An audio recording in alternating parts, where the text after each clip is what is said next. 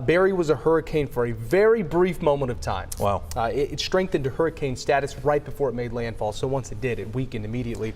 Let's take a look at the latest rainfall totals. These will continue to go up dramatically over the next 24 to 48 hours. You can see some areas picked up about an inch already from Boothville over toward Houma, picking up about an inch of rain. And as we go through the next 24 hours, those totals will go up, and we could be talking double-digit rainfall totals by this time tomorrow.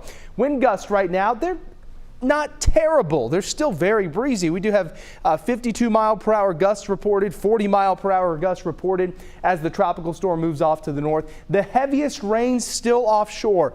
A lot of this rain will lift northward, and we're talking 10 to 20 inches of rain that will fall from New Orleans up through Baton Rouge, so very serious flooding situation taking shape there in southern Louisiana. Even parts of Mississippi could see upwards of 10 to 15 inches of rain as this moves off to the north. There's the current status of Barry right now. Still a tropical storm with winds of 65 miles per hour. It's moving north around 7 miles per hour, and it's sitting just west, the center of this, just west of Lafayette, Louisiana.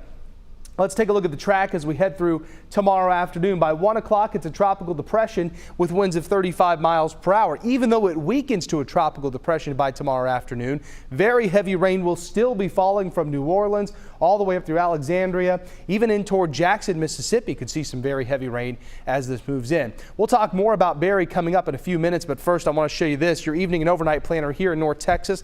A few spotty showers and storms are possible east of the Metroplex. Those are outer bands of Tropical Storm Barry. Temperatures fall into the middle 70s by tomorrow morning. The latest on Barry, plus your 10-day forecast, the hottest air of the season. It's coming up. All right, Jesse, thank you.